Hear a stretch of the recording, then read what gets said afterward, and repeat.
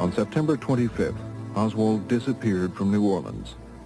Where he was that night is still one of the intriguing mysteries of his life.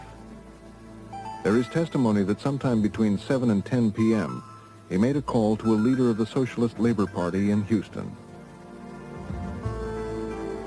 The Warren Commission believed Oswald took a bus from New Orleans to Houston, but there are no records to confirm that conclusion. Meanwhile, more than 200 miles away in Dallas, 3 men, 2 Latins and an American, showed up unexpectedly at the doorstep of 3 young Cuban exiles whose father headed an anti-Castro organization. Sylvia and Annie Odio granted Frontline this rare interview. One night I opened the door for 3 men that came to see one of my sisters. I opened the door. They were in a small hallway with bright lights overhead. The taller man introduced the other 2 men. Leopoldo, he said that was his name. He introduced the American who was in the middle as Leon Oswald, and he introduced the one that seemed Mexican and spoke with a Mexican accent as Angelo. And are you quite clear about it, that when those men visited your apartment, the American was introduced as Oswald? The American was introduced as Leon Oswald. That would always be in my mind very clearly. According to the Odio sisters, Leon Oswald said nothing, as Leopoldo and Angelo asked for help raising money for the anti-Castro cause. Suspicious, the Odio sisters declined, and a half hour later, the 3 men drove away. And I think it was 2 days after that, Leopoldo, who had clearly a Cuban accent, called me on the phone, and he tried to be very friendly on the phone with me and was trying to sell me the idea of the American. The first thing that he asked was, what did you think of the American? And actually, I had not formed any opinion of the American at the time. He said, well, you know, he is, we don't know what to make of him. He's kind of loco.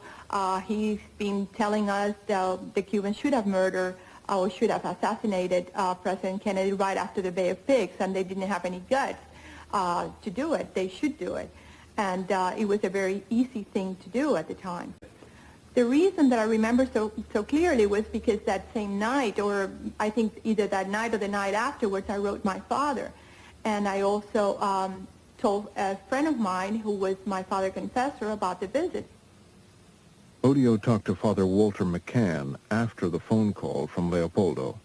I think I can pin a date to this conversation with Sylvia. It was the day in which I spoke to her about her attending a charity event at which Janet Leigh was going to appear in Dallas. If Father McCann is correct about Janet Leigh, then the 3 men must have visited the Odios 2 days earlier on September 25th, the only night Oswald could possibly have been in Dallas. They were trying to sell me the American because they spoke that he was a marksman, that he had been an ex-Marine, and that he was someone who could be used and who could be an asset to any organization. Leopoldo and Angelo have never been identified, and the meaning of this incident remains elusive. If Oswald was there, was he infiltrating another anti-Castro group, or was someone setting him up to take the blame for the Kennedy assassination? Before he settled in Dallas, he paid a strange, uninvited visit there to this house, the home of a woman named Sylvia Odio, a well-to-do Cuban exile. Mrs. Odio recalled the incident in an interview in which she was reluctant to be seen recognizably. I was visited by a man and 2 other men, but specifically Lee Harvey Oswald, even though he introduced himself as Leon Harvey Oswald at the time. You have no doubt at all in your mind, now or then, that this was Lee Harvey Oswald? Oh, no, not at all. He was Lee Harvey Oswald. In Mrs. Odio's living room, Oswald and the 2 men, both Hispanic, told her they came from New Orleans and asked her to finance certain anti-Castro activities of theirs. She declined. Nevertheless, the next morning she received a phone call from one of the visitors.